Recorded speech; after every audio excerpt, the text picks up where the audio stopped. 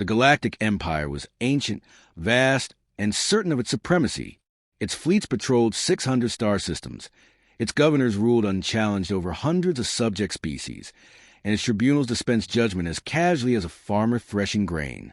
In its long history, rebellion had never endured, and defiance had always been punished swiftly, publicly, and without hesitation.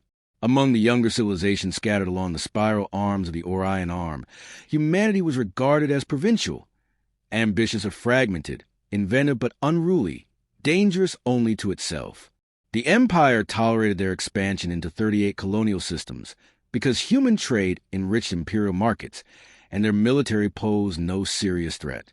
Imperial analysts, confident in their data and history, described humanity as another client race, easily disciplined if necessary.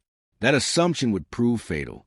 The 4 women who became the spark of the greatest war in recent memory were not chosen by history, nor did they seek it. They were not legendary warriors or renowned statesmen. One was a diplomat's aide traveling to petition trade access in the outer provinces. Another, a xenoanthropologist conducting research on imperial border worlds. The third, a freight security officer whose only concern had been keeping shipments intact. The last, a junior naval liaison dispatched to a sector summit as an observer. Their lives intersected by coincidence, wrong place, wrong time, and no warning. Imperial patrols detained them during a routine customs inspection, alleging espionage and sabotage. The charges were fabricated, their evidence manufactured, and the trial arranged to send a message. In the annals of the Empire, such events barely warranted mention. Arbitrary arrests and show trials were a method of control. The accused were meant to confess under duress, be condemned as traitors, and executed before their home governments could intervene. Normally, other species responded with protests, petitions, and demands for leniency, eventually conceding to imperial authority. The Empire had grown accustomed to fear disguised as diplomacy. They believed humans would be no different. The trial was broadcast to the entire Orion sector. It was swift, ceremonial, and hollow. No defense witnesses were called. No evidence beyond the word of an imperial commander was presented. The women stood silent under the bright glare of tribunal lamps as their verdict was read. Guilty of conspiracy against imperial sovereignty, guilty of espionage, guilty of inciting rebellion. The sentence was death by hanging, to be carried out immediately. The Empire chose hanging not for efficiency, but for symbolism. In their eyes, it was a punishment of dishonor, a warning to all who might oppose them. The execution was staged on the plaza of a provincial capital and transmitted across 100 systems. Cameras captured every detail. The 4 prisoners marched forward under guard, the ropes prepared, the imperial crest displayed above the scaffold. There were no last words permitted, no appeals, no delay. The lever fell, the bodies dropped, and a crowd of imperial citizens, conditioned by decades of propaganda, cheered as if a victory had been won. The Empire's governors considered the matter closed. They miscalculated. On every human world, screens lit with the same images. For 52 minutes after the broadcast, there was silence, no official statement, no retaliation, only stunned disbelief. But in that silence, something rare happened. Governments that had quarreled over trade routes ceased their arguments. Colonies that had distrusted the core worlds looked to Earth for guidance. Merchant guilds, planetary militias, political blocs, even outlawed resistance cells, all turned their eyes in the same direction. The images of the scaffold burned themselves into human memory. For women, anonymous yet representing everyone, murdered under foreign rule. Within hours, the first declarations arrived. Not speeches, not protests, not pleas, orders. Fleets were recalled. Shipyards switched from commerce to armament. Conscription rolls filled faster than they could be processed. Research divisions reopened black projects previously banned under interstellar accords. The response was not merely governmental. It was civilizational. Humanity had been insulted, and worse, humanity had been challenged. The Empire expected denunciations and demands for diplomacy. Instead, they received silence, then mobilization. Couriers delivered a single statement to imperial embassies. "You have murdered 4 of our own. You will answer for them." There was no signature, No delegation, no negotiation. Humanity spoke with one voice, faceless and absolute. The first ships vanished from civilian lanes as militaries repositioned. Intelligence services shredded long-standing non-interference agreements and began probing Imperial defenses. Spies disappeared into border stations. Naval yards ran 20-hour shifts. In underground bunkers on Mars, Luna, Titan, and Europa, engineers reactivated weapons projects that had been mothballed as too destabilizing. Experimental drive systems were mounted on refitted hulls. Covert listening posts sprang to life. The Empire misread these signs as panic. They interpreted the redeployment of human fleets as defensive posturing. They believed humanity would entrench, plead, and eventually offer concessions. Imperial High Command, reviewing intercepted transmissions, noted no grand speeches, no public displays of defiance. They failed to understand that this absence of rhetoric meant something worse than rebellion. It meant preparation. 27 hours after the execution, every human polity signed a single declaration. It was not called a treaty nor a manifesto. It was a directive. All human assets, civil and military, were subordinated to one purpose: war. Disputes between rival colonies were suspended. Trade conflicts ceased instantly. Criminal organizations offered their ships and crews to the cause.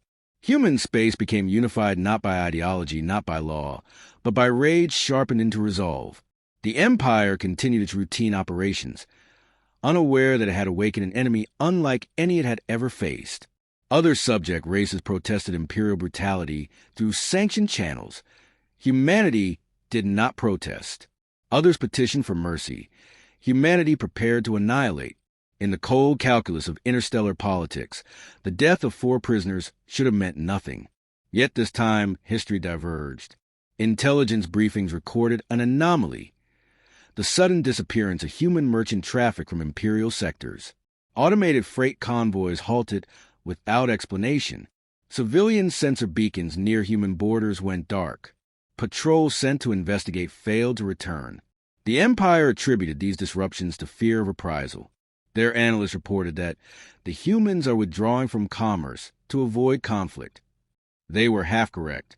Humanity was indeed withdrawing, but only to prepare. Military recruiters reported unprecedented numbers. Volunteers outpaced equipment.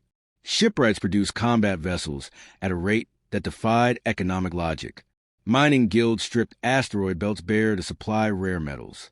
Data couriers traveled under encrypted protocols never before used in peacetime.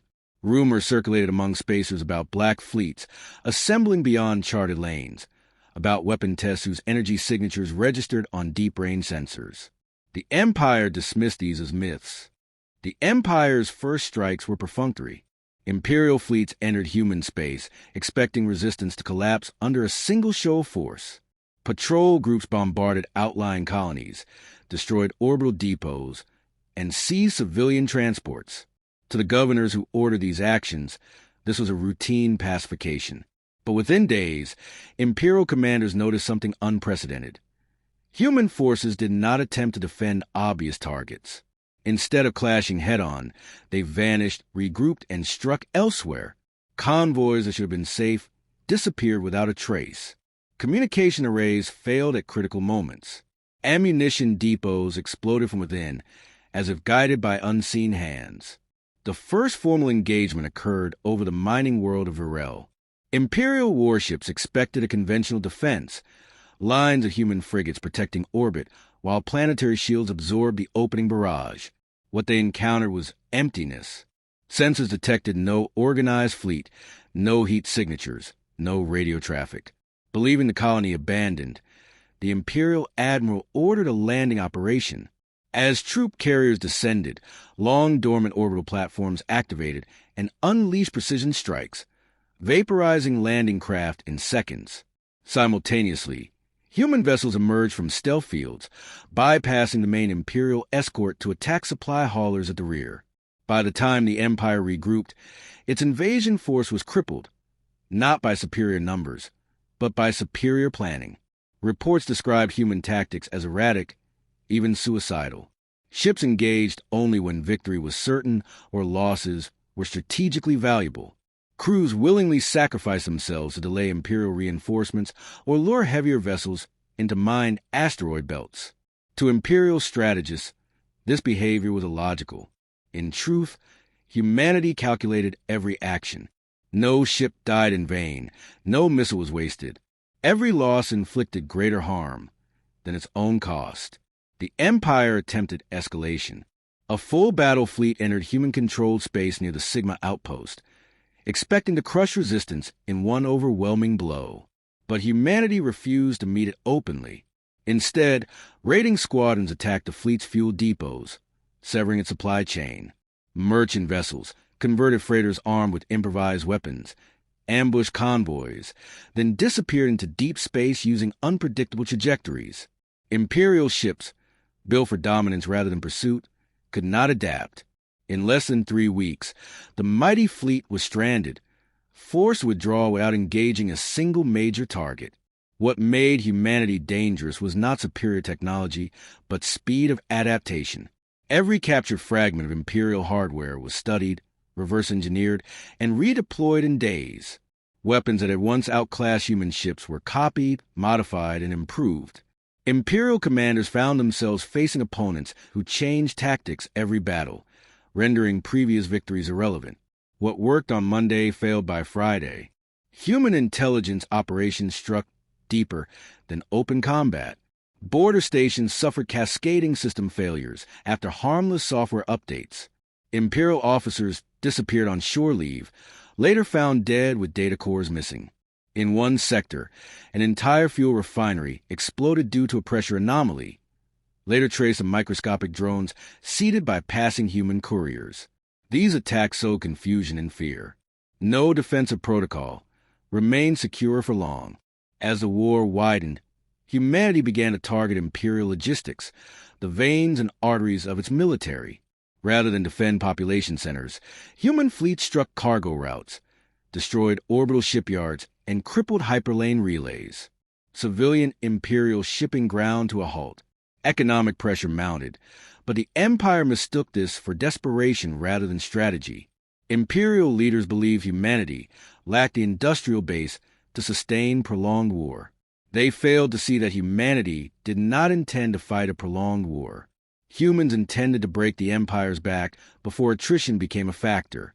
The decisive shift came during the fourth engagement of Rax. An Imperial armada, twice the size of the largest human fleet, encountered what appeared to be a hastily assembled defense force. The humans fought just long enough to convince Imperial commanders they were winning, then retreated through a narrow debris field. The Empire pursued, only to discover the field was laced with hidden warheads and autonomous mines.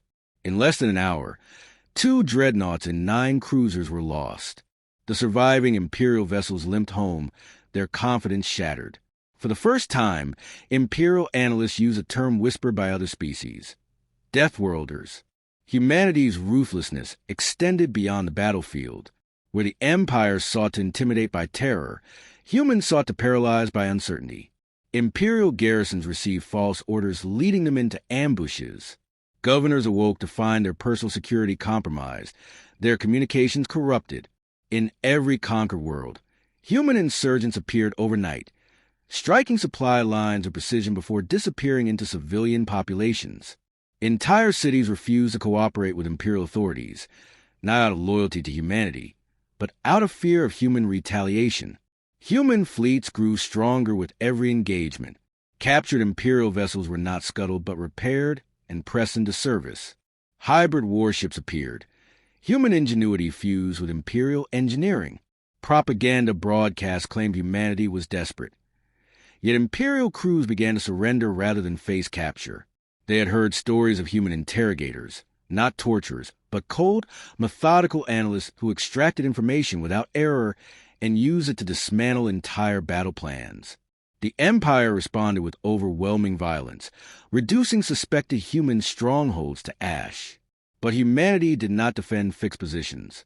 When cities fell, their populations evacuated long before bombardment, leaving only traps and decoys. When Imperial troops advanced, they found empty streets and poisoned infrastructure. Where other species fought to preserve territory, humanity fought to destroy the Empire's capacity to hold it. Weeks turned into months, and the pattern sharpened. Every Imperial offensive ended in disproportionate loss. Every defensive measure was anticipated and bypassed. Human strategists seemed to think 3 moves ahead, exploiting weaknesses before Imperial planners even recognized them. The Empire had fought rebellions before, but this was no rebellion. This was extermination warfare executed with mathematical precision. Imperial High Command grew alarmed as entire sectors went dark. Surveillance buoys failed. Shipments vanished without trace. Admirals demanded reinforcements, only to find their reserve fleets already destroyed in port. A rumor spread through Imperial ranks. The humans know where you'll be before you do. Officers began to question their orders, fearing betrayal from within. Morale eroded under invisible pressure. When humanity finally deployed its main fleets, they did so without ceremony. No grand declarations, no heroic speeches.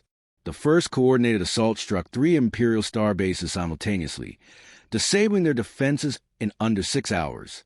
Imperial communications broke down completely as human cyber warfare units flooded their networks with false data. Entire divisions fired on phantom targets, while real human forces bypassed them entirely. Imperial rule unraveled sector by sector. Outposts once considered impregnable sent distress signals that received no answer. Governors pleaded for reinforcements from fleets that no longer existed. Star bases, stripped of supplies and isolated from command, surrendered without a fight or were destroyed when they refused. The Empire, which had ruled the spiral arm for millennia, now faced a species that understood only one resolution: victory without compromise. Human fleets no longer hid their strength. Where once they fought from the shadows, they now advanced openly, their formations precise and deliberate. Each assault was designed not only to win battles, but to dismantle the very structure of Imperial power. When they struck, they bypassed planetary defenses to destroy shipyards, relay stations, and command centers first. They refused to waste time occupying territory. They removed the Empire's ability to project force, leaving worlds adrift and undefended. Admirals who attempted to rally Imperial forces found themselves hunted personally. Assassination teams infiltrated their flagships, eliminating them before battles even began. Command staff were captured, interrogated, and discarded once their knowledge had been extracted. These operations were not displays of vengeance, but exercises in efficiency. Every Imperial leader killed or neutralized was one less obstacle in the path to victory. The collapse accelerated when humanity shifted to direct retaliation in kind. For every atrocity committed by Imperial troops, a corresponding blow fell on the perpetrators themselves. When human colonies were bombarded, the Imperial governors who ordered the strikes were located, captured alive, and executed on synchronized broadcasts. The method was deliberate. They were hanged in the same manner as the 4 women whose deaths had sparked the war. The message required no translation. We do not forget. We do not forgive. Entire systems revolted when Imperial citizens saw their rulers dying by the same rope they had used to intimidate others. The terror the Empire once wielded now turned inward. Governors abandoned their posts. Admirals refused to leave defensive positions for fear of ambush. Political factions inside the Imperial capital accused each other of weakness, betrayal, and treason, consuming themselves while humanity pressed its advantage. Humanity made no demands and issued no ultimatums. They did not negotiate for peace. They did not request reparations. Their silence was more terrifying than any speech. The galaxy had seen rebellions before, uprisings that sought recognition, autonomy, or independence. This was different. Humanity was not rebelling against Imperial rule. Humanity was dismantling it, piece by piece, to ensure it would never threaten them again. In the core sectors, panic replaced arrogance. Imperial citizens who had once cheered the execution of 4 spies now fled in fear as human fleets bypassed border defenses and struck deep in the heart of Imperial space. Defense grids failed without warning. Automated factories building weapons for the war effort shut down as their control systems were overridden.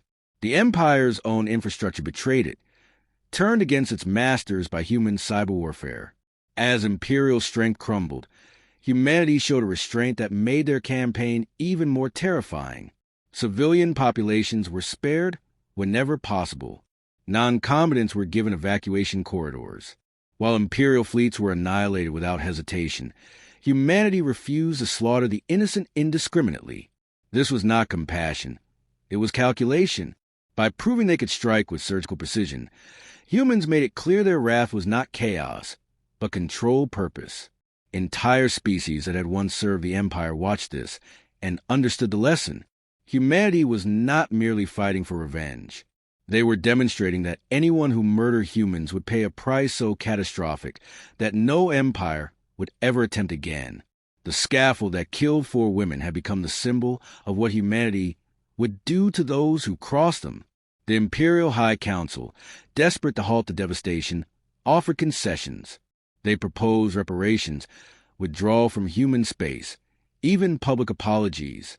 Humanity did not respond. Their fleets kept advancing. Systems fell one after another, not conquered but emptied of imperial authority. Governments collapsed in fear of the inevitable. The once mighty empire, accustomed to unconditional obedience, now begged for terms that never came. The final campaign began without fanfare. Human armadas entered the imperial core systems and dismantled their defenses in weeks. Strategic hubs that had endured centuries of war crumbled under relentless pressure. When imperial citizens finally saw human warships above their capital world, they realized no plea would stop what was coming. The palace guard surrendered without firing a shot. The capture of the imperial capital was not marked by looting or massacres. Human troops landed, secured critical sites, and moved methodically through government buildings. The High Council was seized alive. No speeches were made, no declarations broadcast. Only a single transmission was sent to the entire galaxy, a live feed of the council members standing on a scaffold, ropes placed around their necks. The hangings were carried out without emotion. One by one, the rulers who had ordered the deaths of 4 women dropped through a trapdoor as every channel in the spiral arm carried the image. There were no words of justification. There was only the sound of the lever falling. When the last body hung still, the feed ended. The message was absolute. The Empire ceased to exist that day. Without its rulers, its fleet shattered, and its infrastructure crippled, no central authority remained. Human forces withdrew immediately from occupied worlds, leaving local populations to govern themselves. They did not seek to replace the Empire with their own dominion. They wanted only to ensure that no one would ever again mistake humanity's patience for weakness. In the aftermath, galactic historians struggled to explain how a single provocation, a single act of cruelty, had triggered such an unstoppable war. Some claimed humanity had always been waiting for an excuse to prove itself. Others argued that their disunity had been an illusion, and that their species was capable of unity unmatched by any in history when threatened. But those who witnessed the war firsthand understood the truth. Humanity was not fighting for power or territory. They were fighting to send a message carved into the bones of the galaxy itself. The cost to humanity was high. Thousands of ships were lost. Millions of soldiers never returned. Entire colonies emptied themselves to supply the war effort. But no human world questioned the price. The 4 who had died on an imperial scaffold had not been forgotten. Their faces were never shown in human broadcasts. Their names were never chanted in rallies. Humanity did not build statues to honor them. Instead, humanity built a war machine that crushed the Empire and buried its arrogance. That was their memorial. When the last human fleet returned from imperial space, they carried no trophies. They held no parades. There were no speeches of triumph. Humanity had not waged a war for glory. They had waged it to ensure that no power in the galaxy would ever hang another human again. The silence that followed their victory was as chilling as the silence before their first attack.